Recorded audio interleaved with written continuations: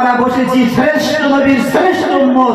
আল্লাহ সুবহানাহু ওয়া তাআলা আমাদেরকে বানিয়েছে সেই নবী, দো জাহানের নবী, আকায়ে নামদার, তাজদারে মদিনা, দুলহায়ে মদিনা, মামিনার মুরুর দুলাল জনাবে রাসূলুল্লাহ সাল্লাল্লাহু আলাইহি ওয়াসাল্লাম যখন সর্বপ্রথম দুনিয়াতে এসেছিলেন, আল্লাহর হাবিব সাল্লাল্লাহু আলাইহি ওয়াসাল্লাম দুনিয়ার জমিনে আসার পরে সর্বপ্রথম গোপনীয়ভাবে সর্বপ্রথম মানুষের দ্বারে দ্বারে চুপি ছাড়ে আল্লাহ রাসূল সাল্লাল্লাহু আলাইহি ওয়াসাল্লাম দিনের মহান কাজকে, দিনের দাওয়াতকে আল্লাহর হাবিব মানুষের দ্বারে দ্বারে পৌঁছে দিতেন একটু চুপি ছাড়ে, একটু গোপনীয়তাভাবে। আল্লাহর হাবিব সাল্লাল্লাহু আলাইহি ওয়াসাল্লাম দুনিয়াতে সর্বপ্রথম ইসলামের কাজ শুরু করেছিলেন একটু গোপনীয়তাভাবে।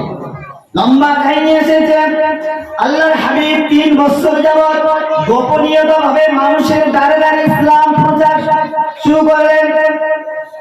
3 বছর যাবত যখন আল্লাহর হাবিব সাল্লাল্লাহু আলাইহি ওয়াসাল্লাম গোপনীয়তা পালন করে ইসলাম মানুষের দ্বারে দ্বারে প্রচার শুরু করে দিলেন, ইতিমধ্যে হাতে গোনা কয়েকজন মানুষ আল্লাহ রাসূল সাল্লাল্লাহু আলাইহি ওয়াসাল্লামের ডাকে সাড়া দিয়ে ইসলামের সুশীতল ছায়ায় একটা আশ্রয় নিয়েছে। এমন মুসলিমে হাতে গোনা কয়েকজন ব্যক্তি আল্লাহ রাসূল সাল্লাল্লাহু আলাইহি ওয়াসাল্লামের হাতে হাত দিয়ে ইসলামের সুশীতল ছায়ায় যারা আশ্রয় নিয়েছে এমন খুব কম লোক ছিল।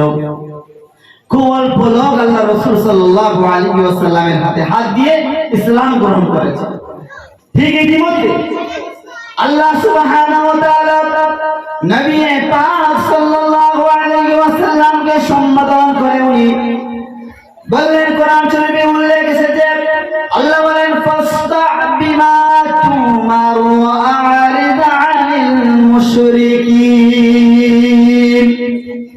আল্লাহ সুবহানাহু ওয়া তাআলা কি কোরআনের আয়াত অবতীর্ণ করে বললেন ফাসতা' বিমা তুমার ওয়া আ'রিদ আনিল মুশরিকিন।